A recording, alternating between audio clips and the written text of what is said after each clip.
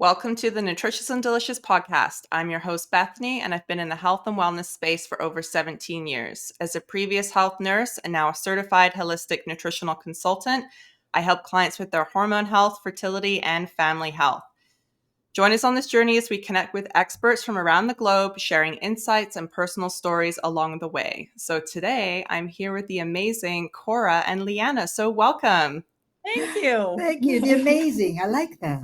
I'm good with that. We were just laughing before we got on the show here that they're matching today, and they didn't even try. We did not even plan this. It was totally my fault. It is fun. If you guys are watching the video here, they're wearing two red shirts, so it looks amazing. I love it. So this is a mom and daughter duo here, and they are an integrated healthcare team and take a well-rounded and client-centered approach to their treatment.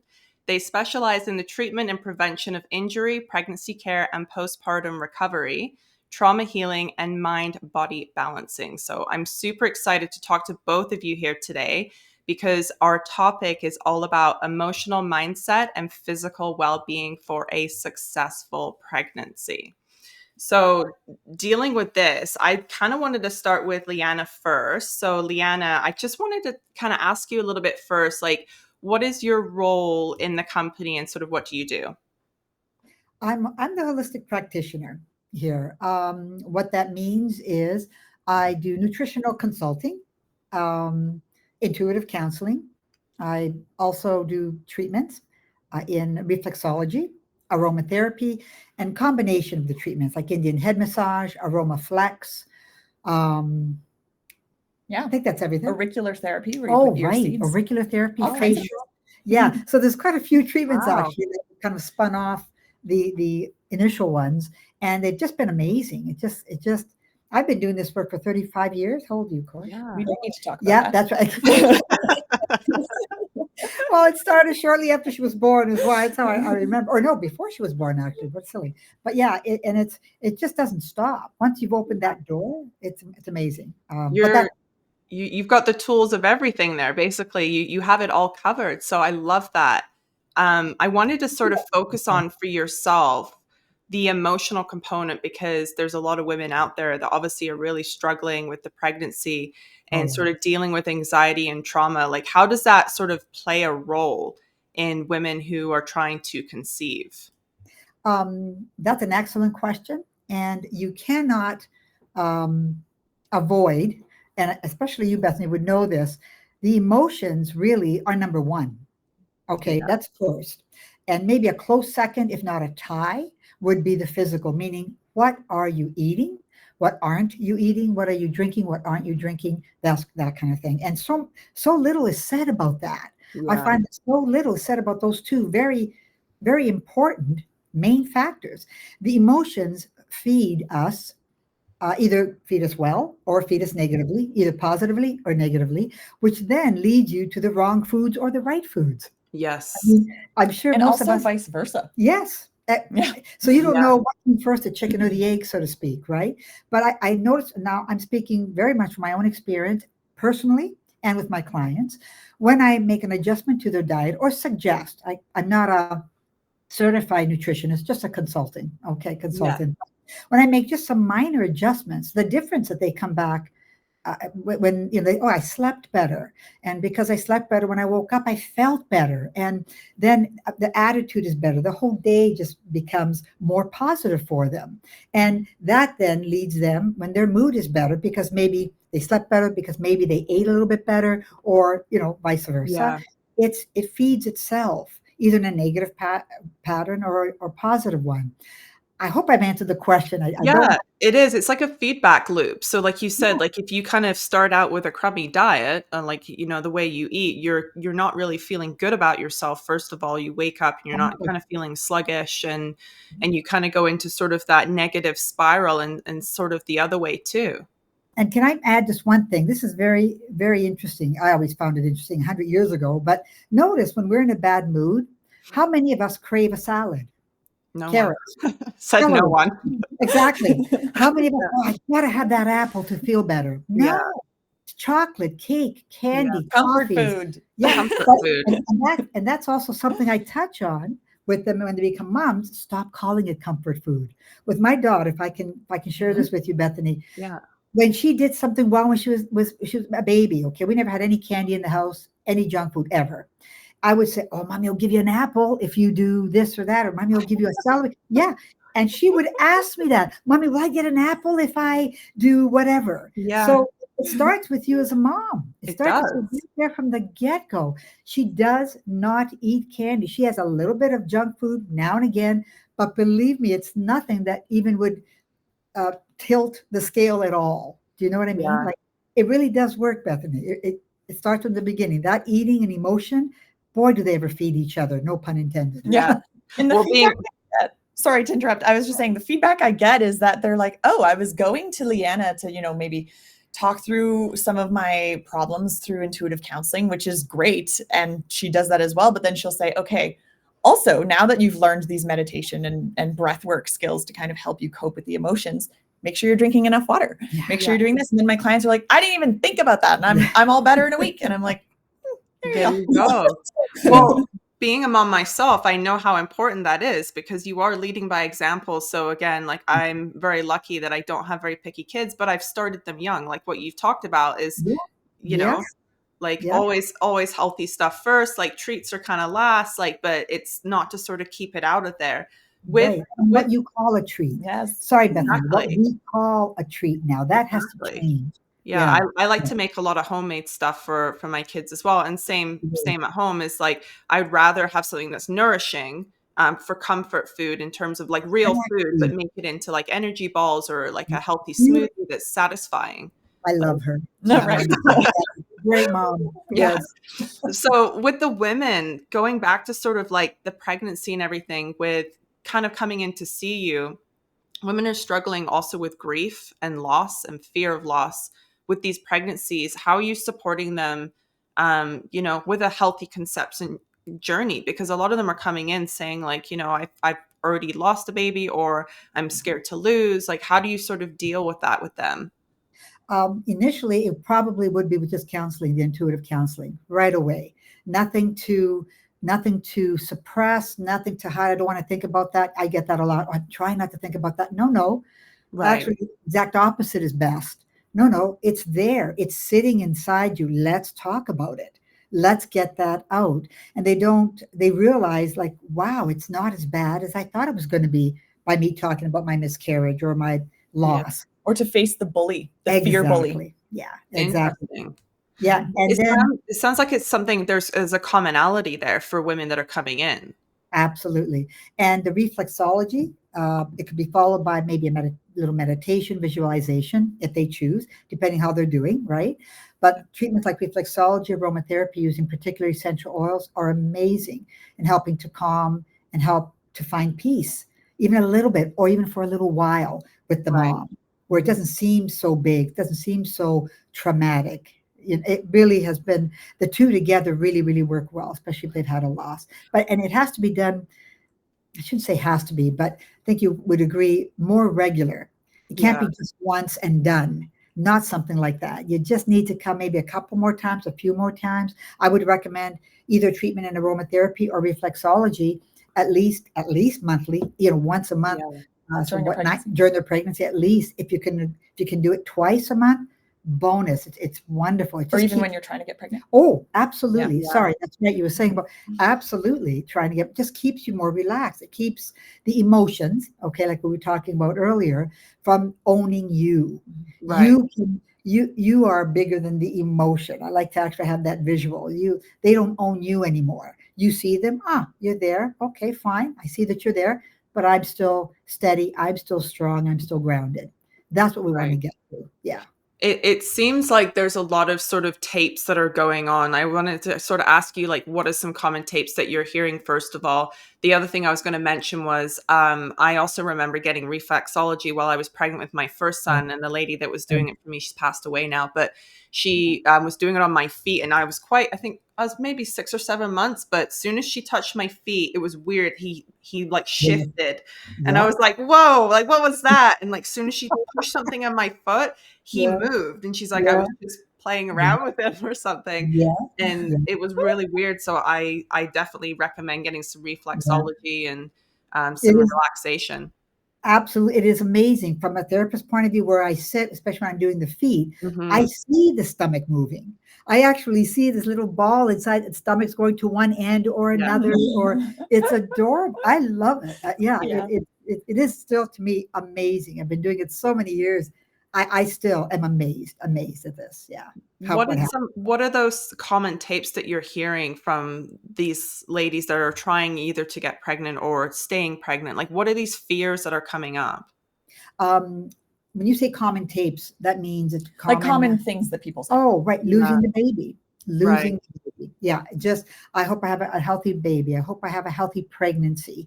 I hope I make it full term. That's the biggest concern, actually. Right. And maybe third, let's say third or fourth would be their fear of actually giving birth. They're afraid of that moment of giving Interesting. birth, the pain. Oh no, I got to have an epidural, which is neither here nor there. It's totally a personal thing for the Yeah. mom, obviously.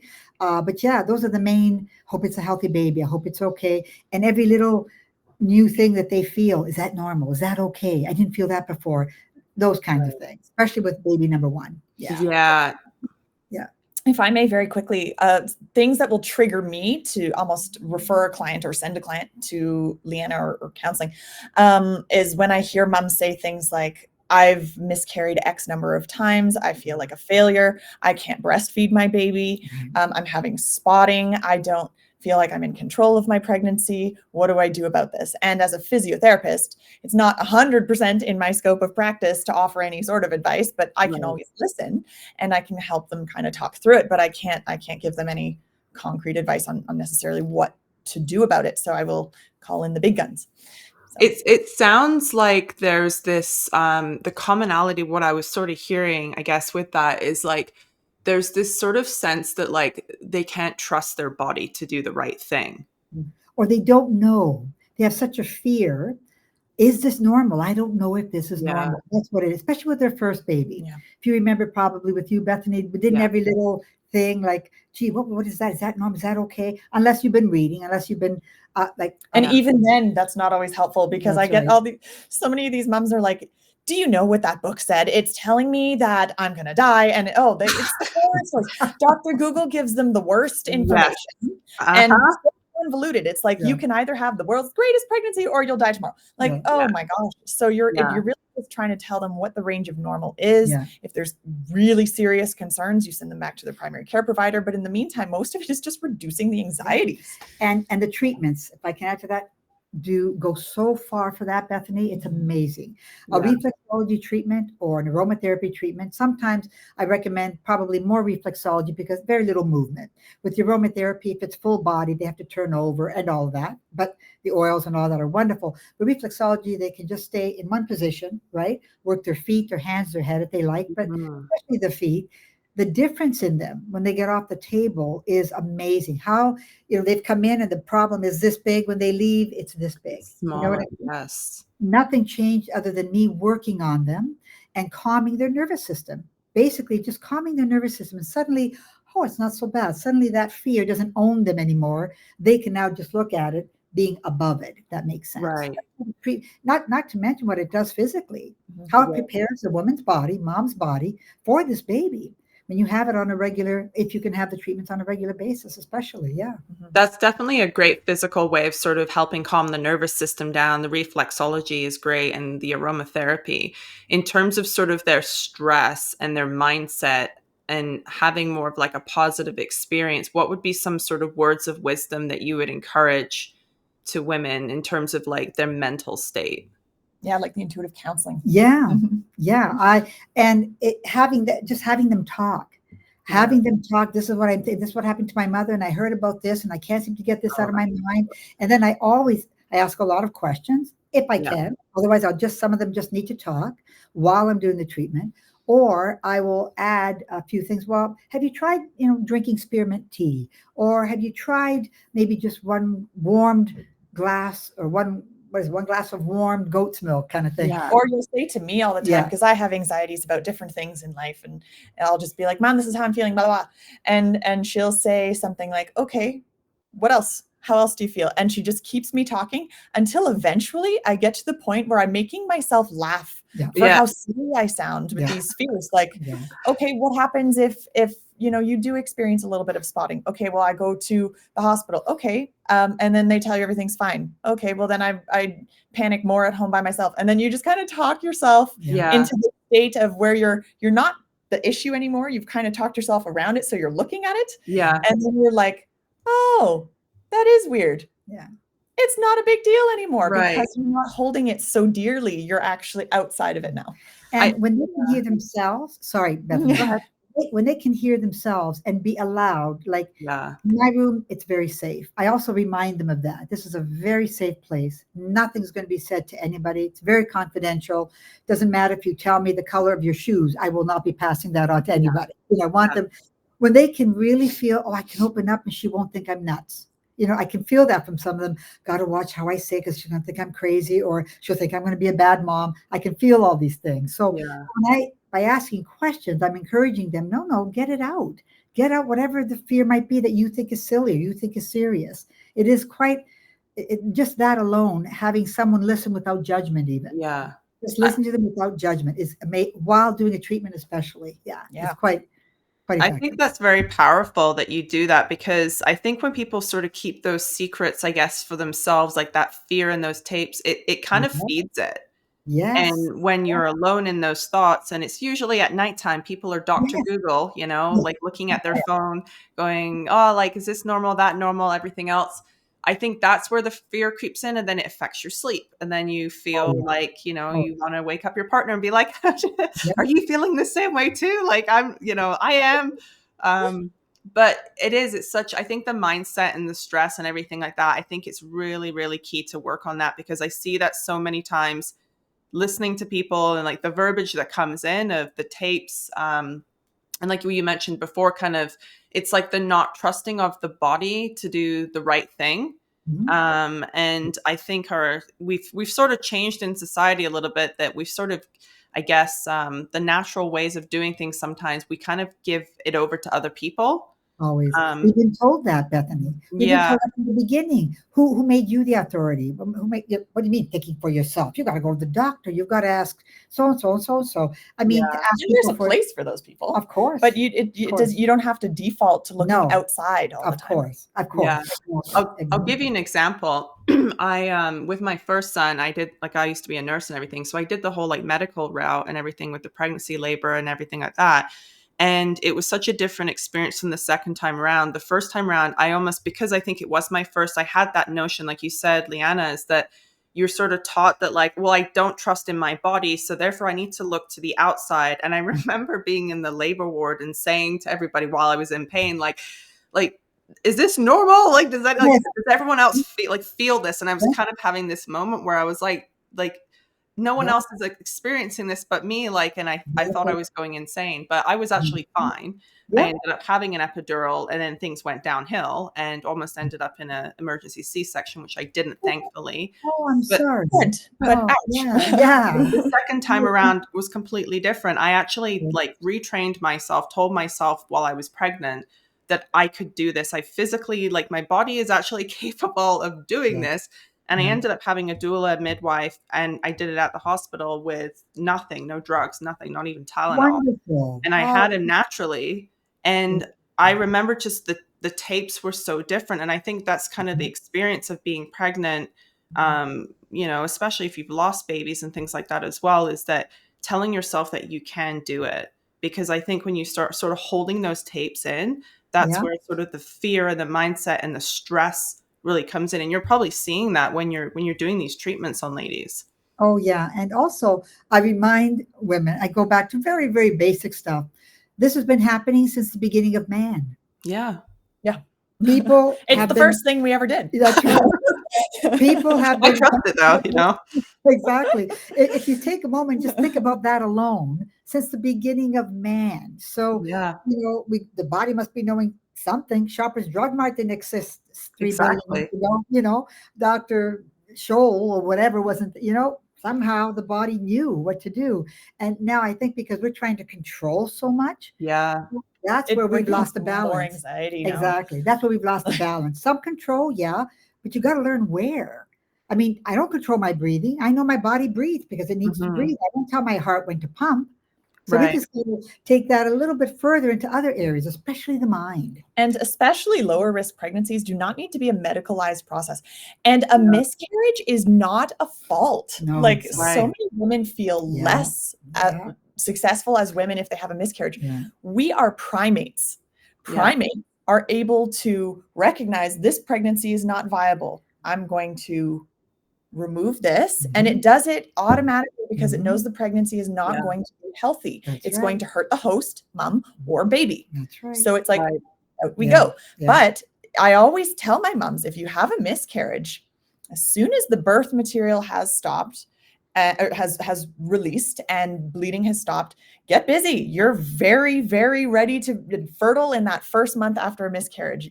And almost every single time mom gets pregnant that first month and she's happiest, healthiest pregnancy. Sometimes a miscarriage is just the primate's way of revving up the engine, getting us ready to go. Because if we've been on birth control, oral contraceptives for a long time, the hormones Yeah. are kind of over the place. You know as well as anybody. So a miscarriage isn't a fault. It's not a mistake. You didn't do anything wrong. You're Right. not a woman. It's nature making a call. It's nature making a call. starting the Yeah. engine. Yeah. Yeah. And that's such a truthful thing. And I think for the ladies listening, taking that in and really realizing that, again, at the end of the day, we are primates and this is a natural process of how our body's dealing with it. It's society that's making these tapes for Yeah. us. And a lot Yes. of it is the women that sort of blame themselves. Again, it's that inadequacy. I am inadequate. My body is inadequate, Yeah. you know, and they carry that. I'm going to switch over to you, Cora, now. So, Cora, can you let us know what you do and sort of all the great things that you do at your business? Yeah, so I am the clinic owner here at Lumira Wellness. I am a pelvic health physiotherapist as well as a general physio. So I do shoulders, backs, necks, knees, but I have a special focus in the pelvic floor, especially as it relates to pregnancy and women going through their prenatal journey and recovering postpartum. I love working with pregnant women. I always tell people, as soon as you find out you're pregnant, book an appointment with me, because if there's no pain going on, if there's no incontinence, if there's no issues, we see each other once a month throughout your pregnancy just to make sure your pelvic floor is meeting the demands that it's being placed on it by the pregnancy, and that everything is supported very well throughout the pregnancy.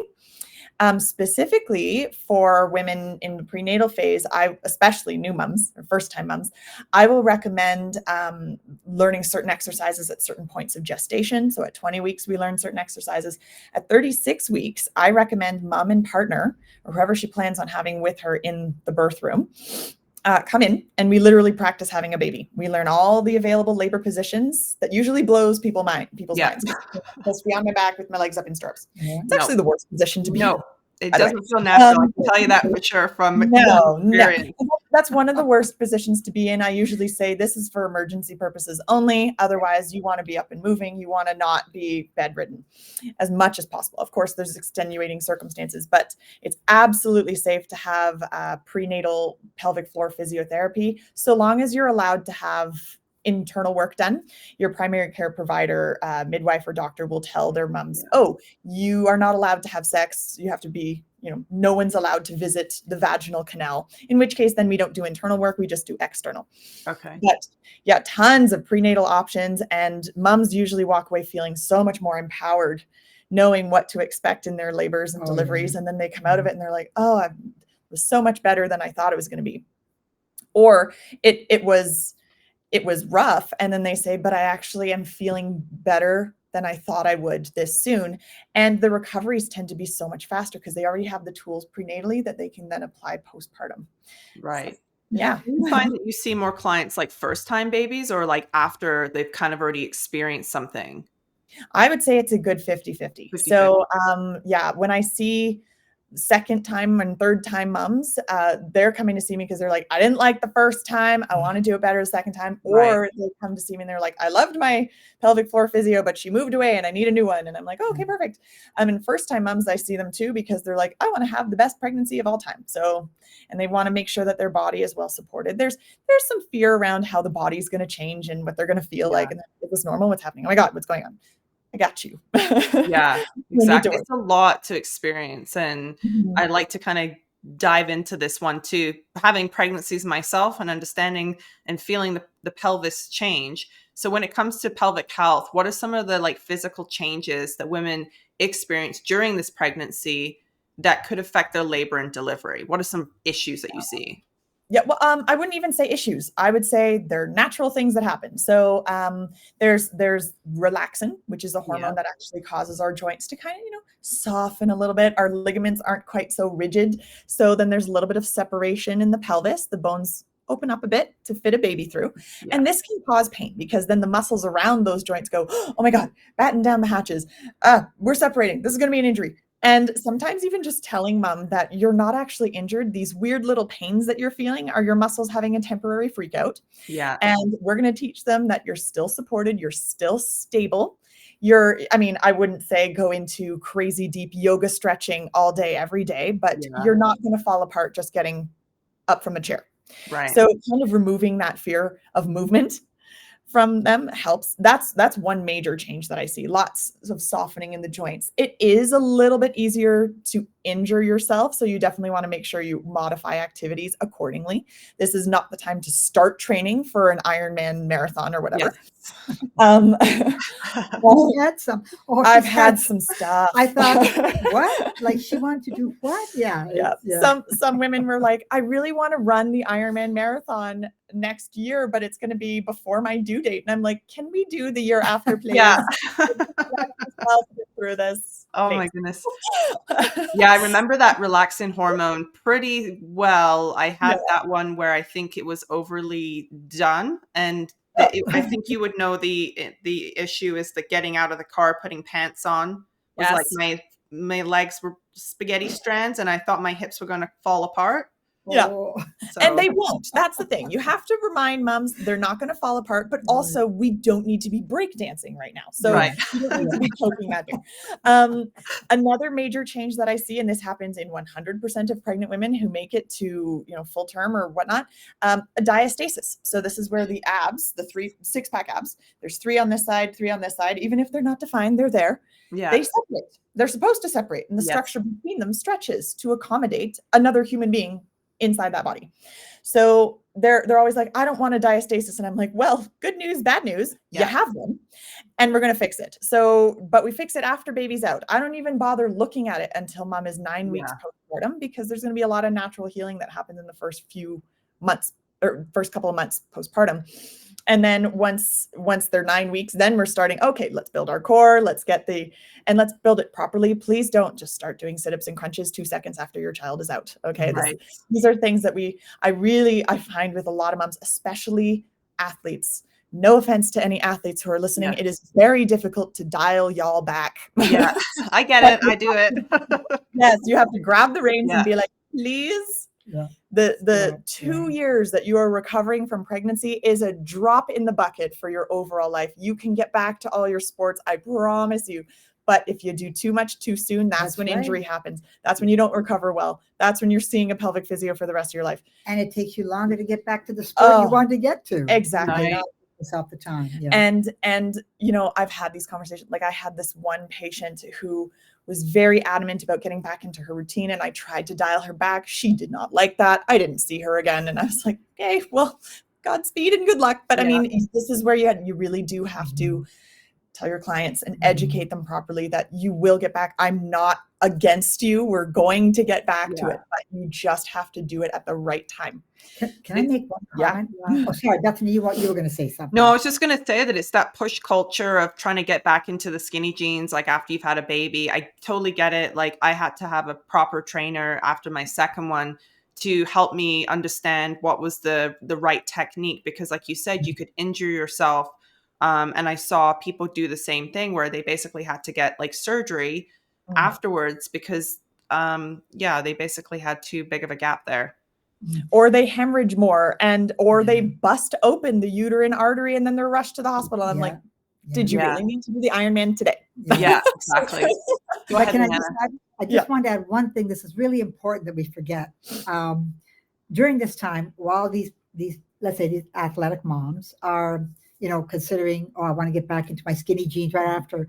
What do you think the baby's picking up throughout the whole pregnancy? Think about that for a moment. Yeah. Oh, I can't have that because after I can't wait till this is over. Yeah. So the baby's like, okay. Or I won't eat that because afterwards it's going to take that. Like, how much time is spent from mom really thinking about the baby? Right. Just, hey, it's okay. I'm loving you. Hug your stomach. Talk to your little one. It's a temporary journey. Enjoy it. Enjoy it. The baby's picking up everything from mom. If mom's anxious and depressed, guess what? The baby's going to be picking that up. They may, it could follow with colic. It could follow with, depending on how anxious and how depressed, let's say, the mother is during pregnancy. So these are all things I try to kind of, when I talk to some moms, I just, okay, yeah, that'll all happen. But right now, how do you feel? Do you feel it kick? I try to bring her mind back to what's going on in the moment. And as corny as this sounds, forgive me, but it's nothing more true than the miracle of life. Right. Can we get back to really realizing what's going on here? The world is populated because of us. Right. We can push these in some shape or form, Yeah. I mean, we wouldn't have Einsteins and Leonardo da Vinci's if it wasn't for someone pooping this kid out. You know what I mean? Exactly. This is a miracle of life. So yeah, you'll get your skinny jeans on. I promise you, you will. You'll get them on faster if you follow the advice of honestly. Right. One other thing I did want to say, a big change that happens, and I would say, unfortunately, it's still being told incorrectly to new moms. New moms are told throughout their pregnancy, oh, you have to do a bunch of Kegels. Your pelvic floor is stretching and relaxing. That's not true. I literally touch pregnant pelvic floors all the time. Right. And I would tell you more often than not, they're a little on the tighter side, because remember when I said that relaxin spreads the pelvis? Well, the pelvic floor muscles go, we can't let that happen. So then they almost tighten up a little bit more. Interesting. And this doesn't necessarily result in symptoms like they might not even notice.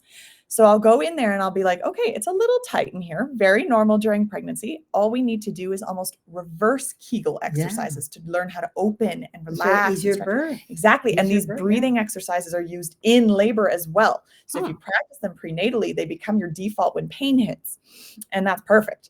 So I would say to most new moms, unless you've seen a pelvic floor physiotherapist, please do not just start doing Kegels out of nowhere. First of all, you're probably not doing them correctly unless you've been properly trained by a pelvic floor physiotherapist. And you might not even need them right now.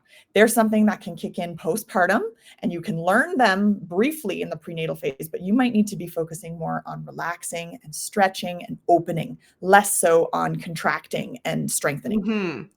So, okay, with that then, like when it comes to sort of recovery, what steps can women take to sort of prevent these complications? Because now I'm sort of thinking of like the after part of birth, and I've seen this with a few people as well, where their like bladder has prolapsed or like, the uterus and things like that. Like kind of how, like what do they really need to do to sort of prevent these complications? So first and foremost, I'm going to say that 36-week mark where I do what I call mock labor day. We practice labor positions. We practice troubleshooting. I also teach push techniques. So the postpartum recovery begins prenatally. So if you learn how to breathe properly, how to push properly, positions to be in that get gravity to help bring baby down rather than you shoving, you're less likely to have a prolapse. You're less likely to have strain on the pelvic floor. You're less likely to have strain on that diastasis, whereby it would then stick around for 10, 20 years afterwards. You're less likely to have maternal exhaustion and fetal distress during delivery that would ultimately result in perhaps an emergency C-section. So, or give birth to the uterus as well. Like you do not. God. That happened to me. I told her, where was she when I was pregnant with her? I wish she was with me. Like I wish she was. I know it sounds bizarre. But, I needed her. Why weren't you here? Really? Let's think about that for a second. So the postpartum care begins prenatally. And then what happens is mom goes and has her baby. She can see me all the way up until delivery day. It's entirely up to her. But when she has her baby, I tell her, as soon as your baby's born, I want you to mark 6 weeks in your calendar, book in and see me. And they do. And when they come in for their follow-up, I bring them through a full assessment. I ask them all about how the birth went so that I kind of know, all right, what we need to focus on. They'll tell me, I'll tell you right now, for the first 2 weeks postpartum, you kind of feel like you just got hit by a truck. All right. Yeah. You're exhausted. You're having weird symptoms. You may have leakage. You may have some of that heaviness and pressure, but it sometimes doesn't last. If it does last, then we work on it. If it doesn't, then amazing.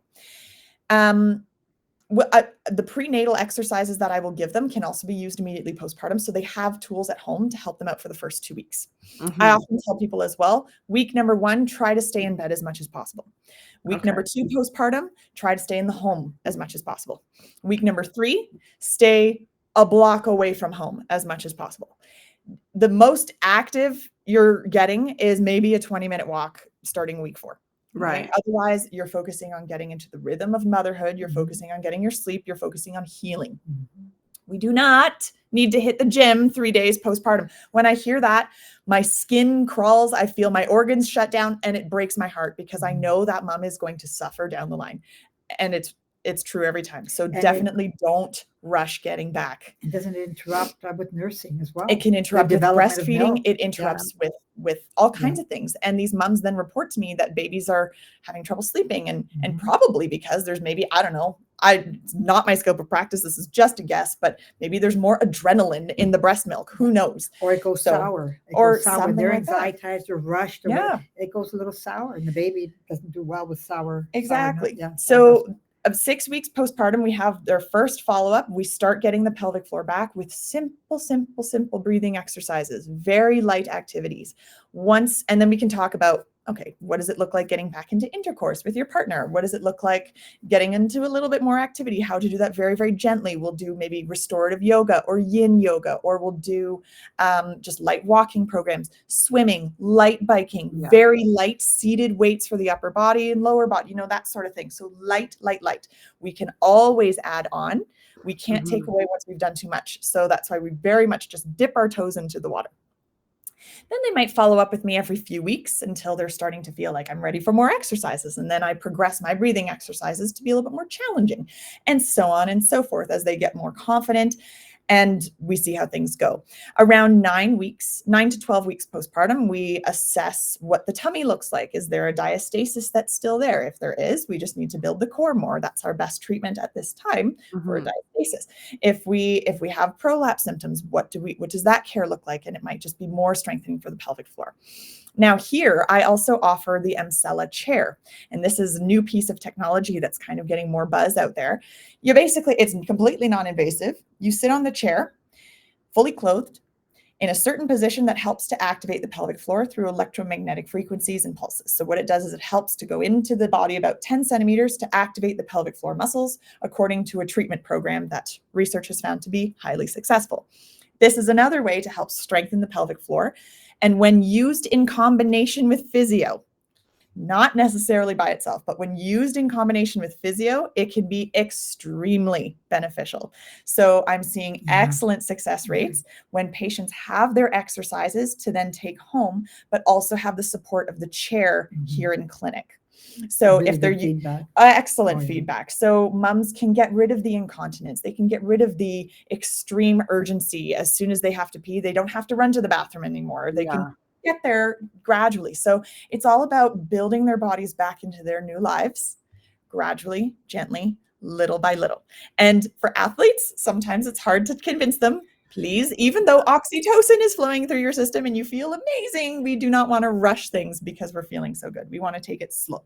Yeah, I've seen that so many times where people have gone back to the gym pretty quickly, and again, because they're looking sort of externally going, oh, I look fine, I feel fine. And then they end up having some type of a prolapse or hemorrhaging. And like, I can imagine, like, you understanding the inside Cora of like the pelvic floor, and then someone coming back and then now having like long-term complications. I'm sure that's really detrimental. So in your sort of experience, the physical well-being and emotional support go hand in hand for a smooth delivery and postpartum recovery. Like, what is something that you're sort of saying to these ladies kind of going through their pregnancies going into sort of maybe the fear of labor as well, Mm. for myself included, is that it felt like things were good during labor, but then as soon as that baby's sort of in your pelvis area, it's like you sort of mentally freak out of it. Like, I really have to actually push this baby through like a bone device or whatever it is. So kind of explain like what you talk to the ladies about, especially first pregnancies too. Yeah, so that is often covered throughout prenatal care. Just little things I might say, you can do this, you're built for this, your contractions are not stronger than you. Yeah. You can do this, and over and over. At 36 weeks, part of the mock labor day is we also go through troubleshooting. So what to do if things aren't going the way you would like, Right. labor is stalled or prolonged and you're exhausted. What do? Get up, move around as much as you can. I always try to tell my moms, do what's right for you. However, if you can delay going to the hospital and labor at home for as long as possible, or delay getting the epidural for as long as possible, you're going to have more options open to you on being upright and standing, walking, moving. Yeah. That's going to help. Gravity is a thing, Mhm. and Yeah. we can do it. It really So exists. it Yeah. helps a lot. I've had mums and if they have the epidural and they're like, but what do I do now to not slow labor down? Side lying. Side lying is a wonderful thing. It's gravity neutral. So there's no gravity that's affecting negatively. And you can kind of still help labor along. I've had moms sleep through their labors, Yeah. and then they woke up just for the push phase. And I tell them, you're designed to do this. Your baby comes out with kind of a weirdly shaped head, literally for this reason. Yeah. There's also exercises that we learn at the 20-week mark that specifically get baby into the best possible position. One thing I also tell them is that it's not baby's fault what position they're in, and it's not your fault. What it is, it's a marriage between how baby likes to sit and what your body's letting baby sit in. Interesting. That makes sense. So if my muscles are really, really tight on the right side, my baby's gonna have to hang out on the left. Yeah. If my muscles are perfectly balanced, baby's gonna be like, sweet, I can stay in the center. And then we can help get baby into the best possible position, which is occiput anterior for delivery. So this is baby facing your back. Ideally, of course, there's placental considerations to keep in mind. But if we can get baby into the best possible position, the widest part of baby going through the pelvis will go through the widest part of the pelvis, the inlet, the mid pelvis, the outlet. And we know that we can predict it. We can see baby going through this, and it's going to be less traumatic for a mom's pelvis. So I tell them, get on your exercises. They're super easy and they're super fun. And honestly, they're not really exercises mom does. It's what partner does for mom. So she's Also, generally very happy about that. Reflexology, amazing. Yeah, For reflexology. that, I've had women who had breech. The baby hadn't turned yet, or just not ready. The head had to be, wherever. Yeah, it's actually amazing. Yes. A couple of treatments, how the body then just, because reflexology helps the body to self-regulate, whether you're pregnant or not. But if you're pregnant, of course, it's going to help the body to get ready and adjust for the pregnancy. It's been amazing what it's done for people in terms of moving that baby, acupuncture. Acupuncture as well. Now, I don't do acupuncture for new moms during yeah. pregnancy. I do it either before or after pregnancy, but moxibustion of the pinky Oh, toe, yeah.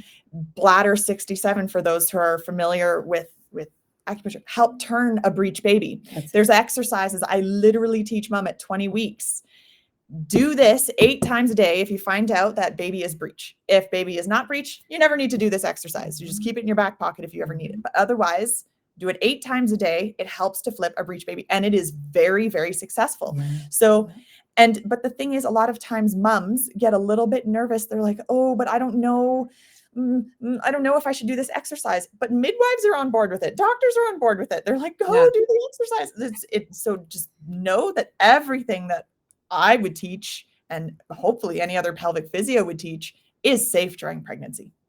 I wish we had this like back in the day, because like, how many women I first know. babies the wrong way and Yeah. all that. So this would have been super helpful Yeah. I think, for a lot of women that experienced that like years ago. Because like you just mentioned, like there's a couple of things where the baby could be facing the wrong way. Like the other thing I was going to ask too, I don't know if this is like, is this a myth or something, but they say like laying on your back all the time, like kind of always backwards, like the baby doesn't face the right way. So it's like the gravity. So I don't know if that was true or not.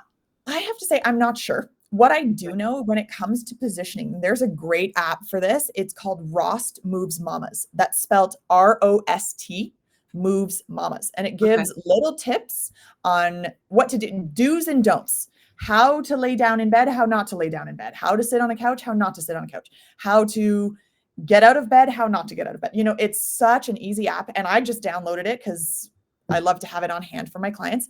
And it's free from what I can tell. So I love the app. What I will say is different labor positions, different positions that moms puts herself in, especially during labor, is going to change baby's relationship to the pelvis.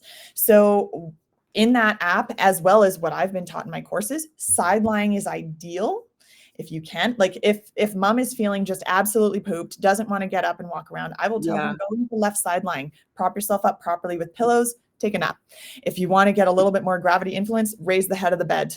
If you want to not, flatten the head of the bed. We'll see you when we need you to push. Like that's, and moms, they love it. They find it very, very restful. They can labor down in those positions.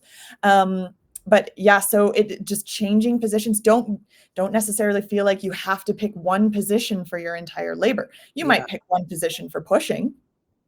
Hopefully your pushing is 20 minutes or less, or 45 minutes or less, not 6 hours. That's way too long. And if you're pushing for 6 hours, you didn't do any of the things that, you know, a physiotherapist has probably taught you to do for labor. I tell my clients all the time, if you're pushing for 6 hours, baby's not in the right position. Why are you pushing? So you're pushing against the wall. So instead, just walk around, you know, let your uterus do its thing, labor down, as little influence from medical procedures as possible, of course, within reason. And your body knows exactly what to do. Like your body is designed to do this. Just because it's the first time for you or any new mom, it doesn't mean that the DNA and the memory and the evolution is not there. You have to trust it. You just have to trust it. It comes down to trust eventually. And your body grows the baby that it can birth. It doesn't, just because you're 2'6" and your baby is 15 pounds doesn't mean you can't birth it. That would be rough, but you can still do it. I could tell you stories ad nauseum. I had one mom. She was about 4'11". Her husband was 7 feet tall. She completely ignored everything that her nurses told her to do. And she was like, Cora, I heard you in my ear. Just breathe, just breathe. Focus on your body, open up, breathe, breathe. She delivered a 10.5-pound baby, zero tearing. Because she never forced anything. She didn't push like what you see on all the movies. Okay. If you're turning purple in the face, no. All you're she did, you're pushing there. But the thing is, they're telling you to. They're telling you. Pretend like you're having bowel movement. Push harder, push hard. And I told this mom, I was like, just nod and smile, and then don't do it. And she didn't. She just like mentally told them where to go. And then she just breathed the way I taught her. And she had this, like when she came back and told me this 6 weeks later, we hugged and cried for a solid 10 minutes because we were like, oh my God, that was amazing. Was the husband really 7 feet tall? He was 7 feet tall and he was a physio. And I met him and I was like, oh my God, okay, this is going to be interesting. But your body grows the baby that it can birth. Exactly. It's interesting because even you talking about like the labor positions and stuff, it kind of just threw me back to mine. And interestingly enough, like you said, you get sort of when you're in a hospital, being told sort of medically staff and things like that, you're laying on your back and they're like, you know, push and all that. And you're like, this doesn't feel normal. Like I wouldn't lay down to go to the bathroom. But then when I had my second son, I remember my midwife saying like, hey, I need you to turn over so I can check you. Cause she didn't at all until the very last minute. And as soon as I went over and sat on my back, I was like, nope. And I turned over and I was like, it was just the gravity. Like it was like a natural feeling. I was like, I just need that gravity to help because it was bringing sort of that center of gravity down. And then you don't get hormone hemorrhoids. And then there's no hemorrhoids when you do it this way. I mean, that's what I always tell moms. With a bowel movement, you're not going to lay down. Would you sit on a toilet for 6 hours and push? No. And a bowel movement is this big. Would you do that with a baby? Hopefully not. Hopefully not. It's insane to think that we've sort of, like you've said at the beginning, Liana, is that we're sort of trained that we don't know what we're doing from sort of, I guess, society, I guess. That's right. And oh, you need to lay down to do this. And these are the Kegels that you need to do. Like, you were mentioning, Cora, and it's just kind of the wrong information. That's why I loved having you guys on here today, because I've learned so much as well from just listening to both of you. So do you guys have any other words of wisdom that you'd like to share with the ladies today? Honestly, just pregnancy, labor, and delivery are like running a marathon, and we are your personal trainers for that marathon. Ditto. Yeah. Definitely. A couple of things I just want to mention, if I could quickly. I'm a registered reflexology practitioner. The only reason I mentioned that is because some insurances, quite a few insurances, do cover my treatments as well, and that's good to know, just from a budgeting point of view as well. But you also have like the best prices in the city, so it's I just thought that might be important too. I know it is for my budget. I like to know cost and prices and how do I fit everything in, right? So I just wanted to mention that. Well, but and also in my treatments, no matter what I do, breathing is always. I don't even mention it because to me that's so natural. But deep breathing or different type of diaphragmatic breathing, different types of breathing. Most importantly, learning not to hold your breath. Exactly. Breath is your power. Whenever you see a mom, whenever you see a mom push with a purple face, she's not breathing. So I'm like, well, what are you doing? So I actually tell them to practice labor with their daily bowel movements. Every time you sit on the toilet, see how easy it is to push just like, or to breathe through it. And every single time they're like, it's easier to breathe through it. And I'm like, exactly. That's what it's going to feel like, just a little bit more during your delivery. Do that. That's amazing. I love that you guys shared all that information today. So where can they find you guys? So you can find us on Instagram at Lumira_wellness. You can find us on YouTube at Lumira Wellness Clinic. You can find us on Facebook at Lumira Wellness, and you can find us at lumirawellness.com. So we have a website, we have some social media presence. You're also welcome to call us. Our number is 403-775-4632. You can speak with either myself or Liana. And we're here. Wonderful. So I love that you guys are also in Calgary. That's where we're all based. And I'll leave all the notes here for everybody in the show notes. So stay tuned for our next episode. And don't forget to like and subscribe so you never miss a show. In good health, everybody. Yes, Bethany, thank you.